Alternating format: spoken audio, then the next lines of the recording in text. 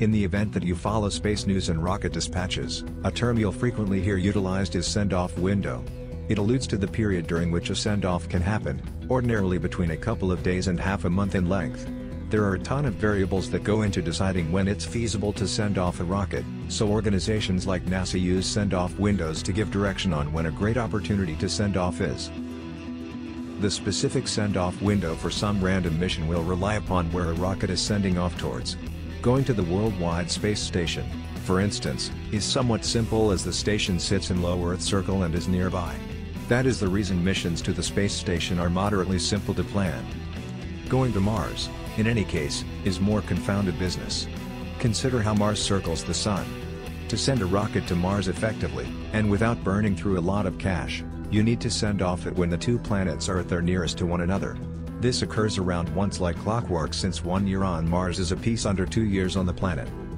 The European Space Organization involves the similarity of the nearby planet group as a game's racetrack, where it would take a great deal of energy to pursue and maintain the down a sprinter should capture.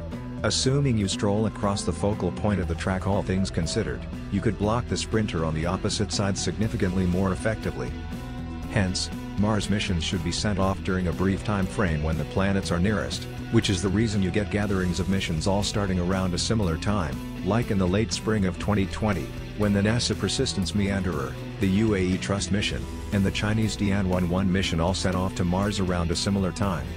This permits space apparatus to utilize a home and move circle to productively go to an objective in the planetary group.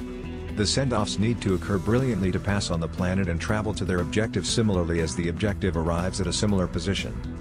Send-off windows are precarious since, supposing that a mission misses its window, it must be conceded until another window opens, creating setbacks that can be very costly. NASA's manned mission to visit a metal space rock, for instance, should send off around September or October 2022, to make the excursion to the space rock belt between the circles of Mars and Jupiter. Be that as it may, programming issues with the space apparatus made it miss this send-off window. Presently the rocket should hold on until essentially July 2023 preceding sending off. What's more, remember there are numerous different elements in the planning of rocket dispatches too. The weather conditions should be great, and booking needs to consider some other send-offs that may be going on around a similar time.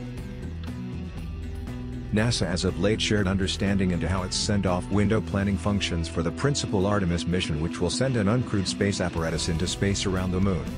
There were send-off windows accessible for this mission from August to December 2022, and NASA portrayed the circumstances it needed to meet for these windows.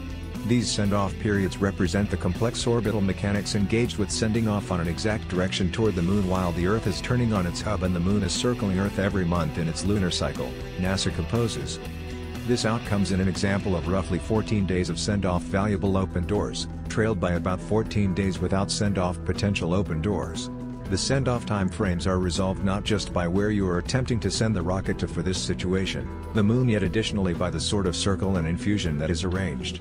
For Artemis I, the rocket will play out a translunar infusion consume, which is the move to go from Earth's circle past the Moon. Furthermore, returning, the Orion space apparatus, presently isolated from the rocket, will play out a skip passage move in which it eases back itself by plunging into the world's climate.